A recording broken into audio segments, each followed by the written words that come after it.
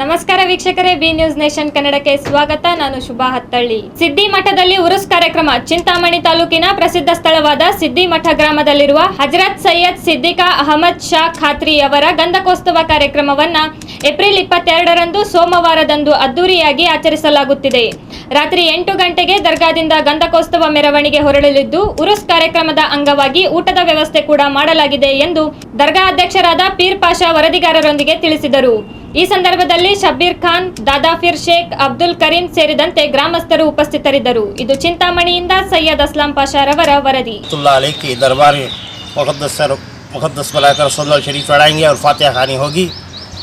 तमाम हजरात से गुजारिश है,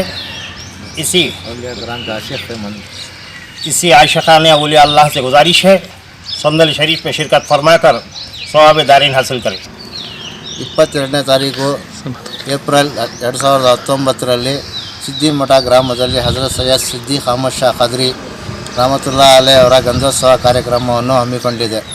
ಈ ಕಾರ್ಯಕ್ರಮದ ಎಲ್ಲ ದರ್ಗಾ ಕಮಿಟಿಯವರ ಪರವಾಗಿ ಎಲ್ಲ ಸುತ್ತಮುತ್ತಲಿನ ಗ್ರಾಮಸ್ಥರು ಮತ್ತು ಎಲ್ಲ ಈ ಸಿದ್ದಿಕ್ ಅಹಮದ್ ಶಾ ಖಾದ್ರಿ ಅವರ ಅಭಿಮಾನಿಗಳಿಗೆ ಎಲ್ಲ ಈ ಕಾರ್ಯಕ್ರಮದಲ್ಲಿ ಬಂದು ಈ ಸಿದ್ದಿ ಮಠದಿಂದ ಕೊರದವಾಡಿ ಗ್ರಾಮದವರೆಗೂ ಈ ಗಂಧೋತ್ಸವ ಕಾರ್ಯಕ್ರಮ ಹೋಗಿ ಮತ್ತೆ ಬಂದು ಇಲ್ಲಿ ಅರ್ಪಿಸ್ತಾರೆ.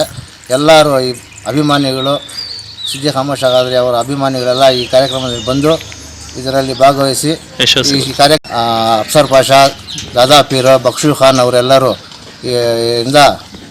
ಈ ಕಾರ್ಯಕ್ರಮಕ್ಕೆ ಸ್ವಾಗತಿಸ್ತಾರೆ. ನಿರಂತರ ಸುದ್ದಿಗಾಗಿ ನೋಡ್ತಾ ಇರಿ ಬಿ ನ್ಯೂಸ್ ನೇಷನ್ ಕನ್ನಡ.